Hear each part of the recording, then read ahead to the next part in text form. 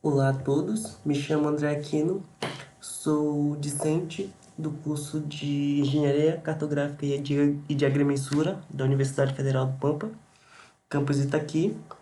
E nesse quarto vídeo eu vou mostrar para vocês como que funciona as estruturas de repetição for e while. Bom, as estruturas de repetições em Python, elas funcionam bem parecida com as estruturas de outras linguagens, como o C e o Java. Bom, existem algumas diferenças, é claro, mas a lógica é basicamente a mesma. Só precisa ter alguns cuidados com a forma com que se escreve e como que essas estruturas elas são usadas. Bom, aqui nesse exemplo bem simples de uma tabuada, a gente pode ver que a gente usou o for com o contador, onde ele vai contar de um. Essa é um dos cuidados que precisa ter, porque aqui ele tá de 1 a 11, porém o for sempre para em um número antes do que pediu. Ou seja, ele vai sempre contar do 1 até o 10 e não até o 11, como está aqui. Nesse caso, ele vai fazer uma tabuada de qualquer número que o usuário pedir.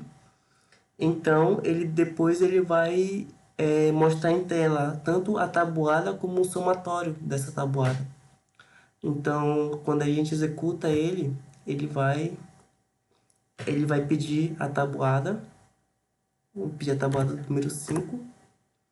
Então, ele vai nos mostrar a tabuada e o somatório dessa tabuada.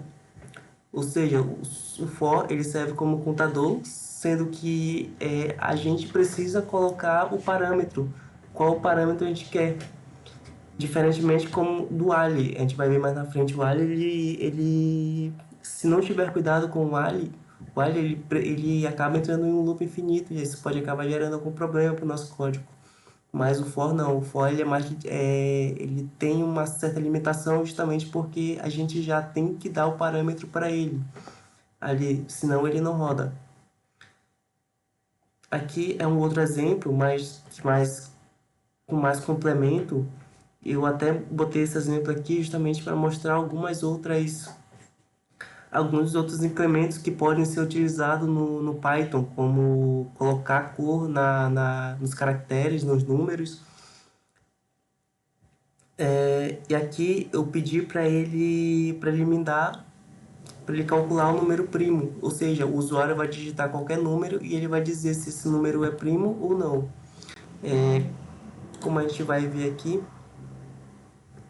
ele pediu um número, então eu vou botar 32 e ele me disse que o número foi divisível por 6 vezes, logo ele não é um número primo, porque para o número ser primo ele precisa ser divisível por 1 e por ele mesmo.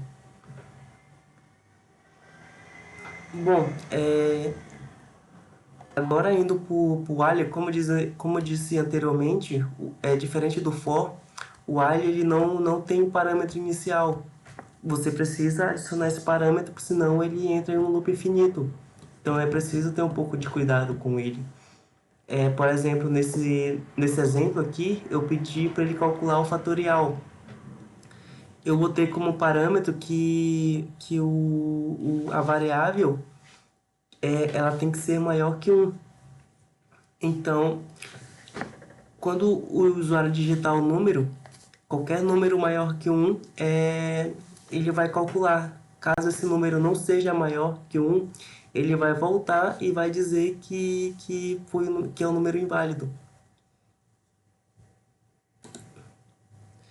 Por exemplo, se eu pedir para ele calcular o fatorial de 6, ele vai me dar o resultado de 6. Esse vale ressaltar que esse if e esse else aqui, ele foi meio que só por questão de colocar esse xizinho aqui e o igual, só para deixar mais organizado o código. Ou seja, Enquanto o ser for maior que um, ele vai imprimir o X na frente. E enquanto o se não, ele vai imprimir o igual. Ou seja, ele foi imprimir o igual só no último aqui. É bem legal, fica mais organizado. Então, basicamente, essa é a diferença. O while, ele... Outro exemplo que a gente pode dar é assim, quando a gente está preenchendo algum formulário e se tu digita alguma palavra, um número errado, alguma palavra errada, então geralmente vai dizer que ele vai colocar como dado inválido e vai pedir para te digitar de novo. É basicamente o while que está trabalhando ali. É dessa mesma forma que ele trabalha. Tipo, ele sempre fica naquele loop até tu digitar o parâmetro que tu pediu.